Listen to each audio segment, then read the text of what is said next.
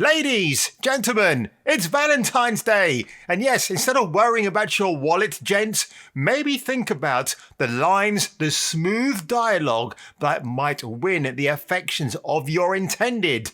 And what better way to probably get this emotion is to watch this quick clip from the movie I'm about to talk about. Oh, you're teasing me. I will love you always. I will love you as my queen and as the wife of my best friend. And while you live, I will love no other. What a Chad. I'm wondering, men, if we try this chat-up line today, would we get Me Too'd? Probably. Without further ado, here's my video for Excalibur!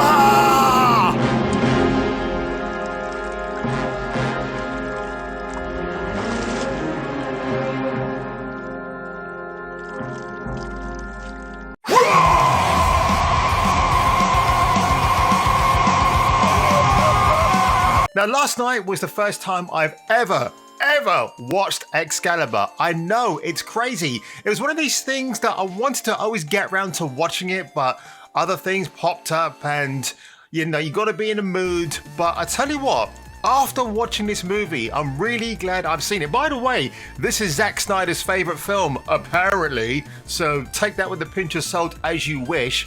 But John Boorman, now you know him as the dude behind the Lee Marvin film from 1968, Hell in the Pacific, where it's him and Tishiro Mifune, I think that's the guy's name. The only two actors in the film. You know the movie's a Japanese prisoner of war and an American prisoner of war, and they're the only two dudes on an island and all hell breaks loose, hence the title. And then you had Deliverance and Zardoz, where Sean Connery wears a baby nappy through the whole film, looking manly as possible, and only Sean Connery could pull that off. But Excalibur, wow, I mean, I do love the legends around King Arthur and the Sword in the Stone.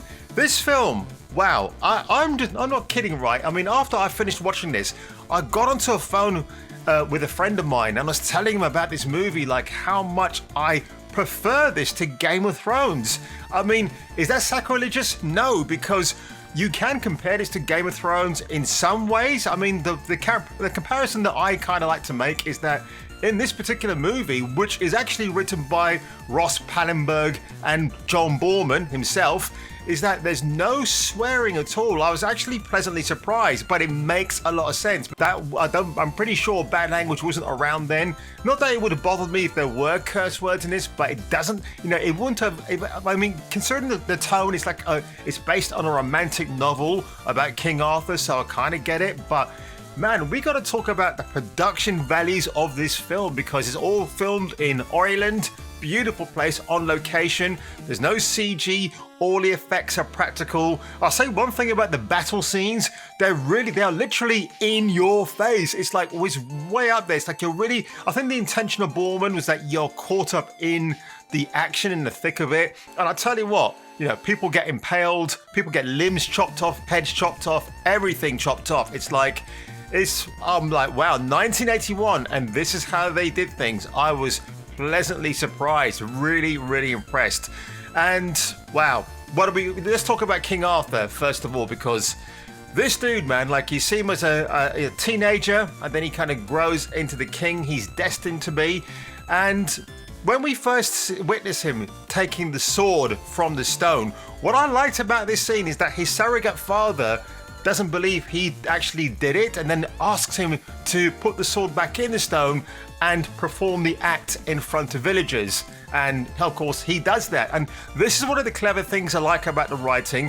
When similar incidents happen throughout the film, the characters at first lie, but then it's like an honorable thing not to lie. And then I really like that. It's really, really cool. And now, while I would say that it's about King Arthur and it's his journey to become king, I think for me, it kind of lies with Percival and Lancelot. At this time, you don't call him Sir Lancelot or Sir Percival, the Knights of the Round Table, because they're just knights at this stage. But when we first meet Lancelot, who's going to become the BFF for King Arthur, man, Nicholas Clay, who plays him, he's got this real gravitas to his voice. I am Lancelot of the Lake, from across the sea, and I have yet to find a king worthy of my sword. That is a wild boast. He's just like a dude, man. He's just like, he's literally got a square chin. He's got the classical manly features of that period. It's just amazing. And like, his outfit is fantastic. Like, the armor looks heavy. It's really shiny. So that to me shows that he's earned quite a few coins to get the upgrades to his suit. Whereas where you see King Arthur's knight in armor, it's all rustic and rusty and it's been bloodened and blackened. It's a really great distinction. I love that. It's awesome. And like, when you first see these two guys going at each other, they're not the best of mates, despite the fact that Lancelot knows that this guy Arthur in front of him can challenge him, but it's like he doesn't want to. And I really like that. There's a lot of respect and camaraderie going on within this particular film. Now, Nicole Williamson, who plays Merlin, I'll tell you what, this is a really interesting depiction of Merlin. It's probably the best version I've seen. Now, forget the BBC version, which I call Girlin, because honestly, the actor they took for that role looks like he didn't eat at McDonald's for 2 weeks. So this version, instead of having a wizard's hat, now I don't know if this is to avoid confusion with Gandalf from Lord of the Rings. Maybe it wasn't that on purpose, but he wears like a chrome dome literally on his head.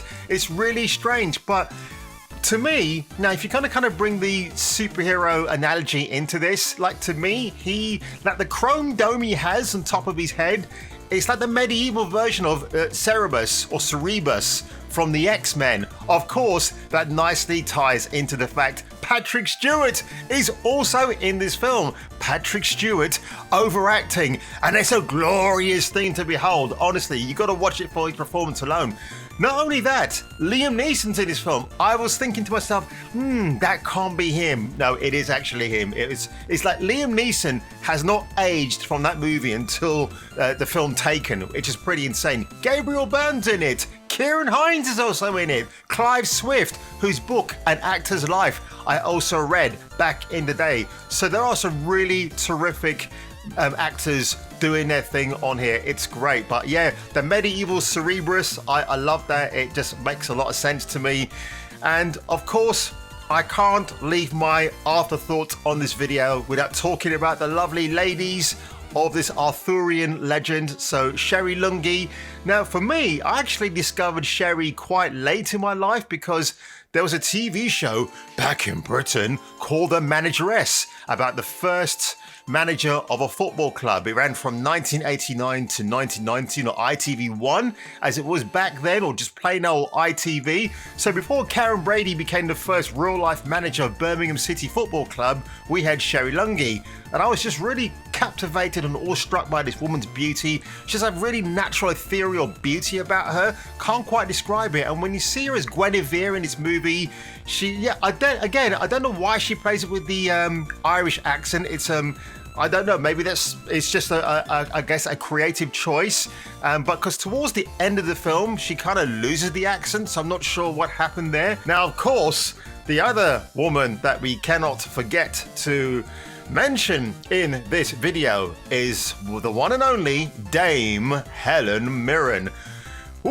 As Morgana Le Fay. And let me just say this much. Yes, there are a couple of what I called money shots if you're a teenage boy back in the day. And Helen Mirren, she's a national treasure with some amazing national treasures of her own. That's all I'm going to say. But she's terrific in this because when we do get to see her role evolve as Morgana, because I actually said she's the female version of Merlin, and she is to a degree. And then it's this real fantastic rivalry between her and Merlin. I love that, and it's really well played out, I've got to say. Now, I know what some of you are going to be saying, but Jace, you love Elizabeth Hurley.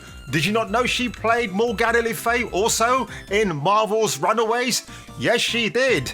And boy, that picture, yes, that selfie from the Daily Mail, that is actually the outfit she wore for the series.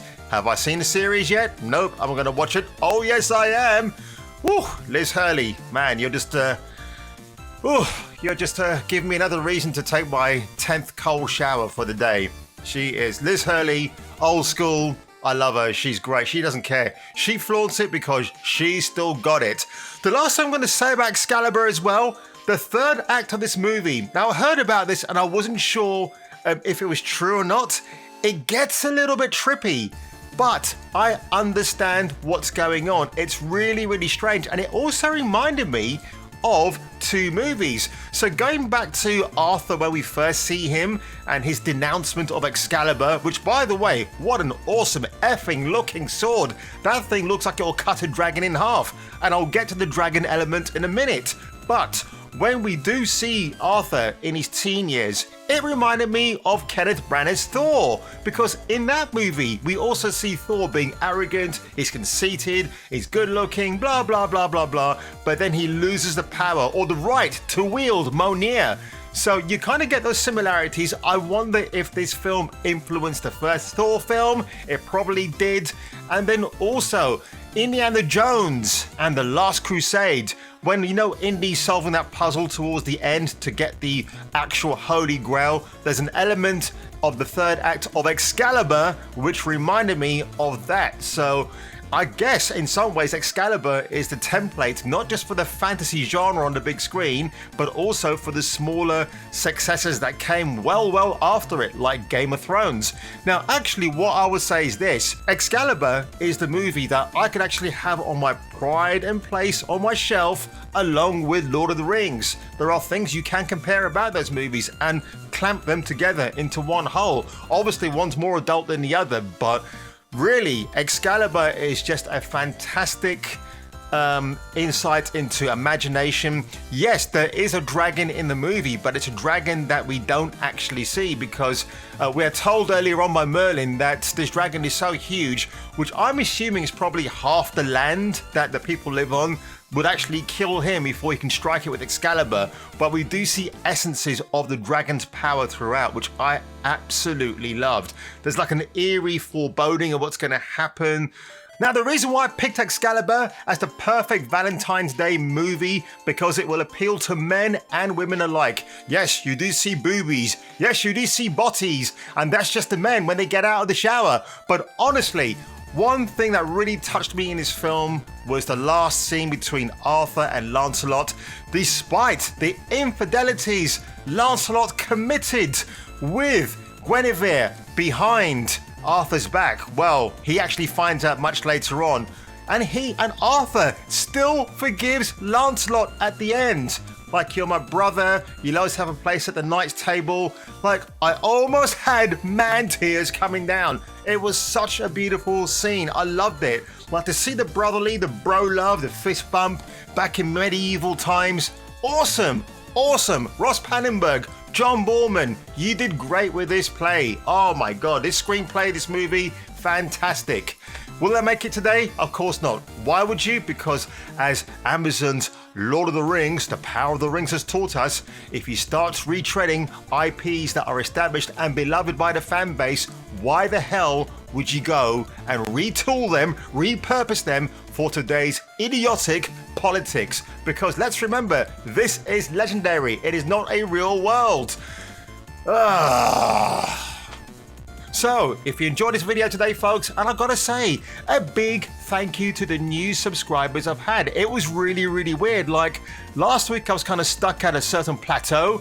All of a sudden, I've just had figures going up and people are subscribing more and more and more. So, for those who have actually tuned in today, thank you very much. I truly appreciate it. For me, this is just a hobby at the moment, but if things get bigger and badder, well, who knows what the future holds. So if I were you, look out for me and my next video in the next few hours.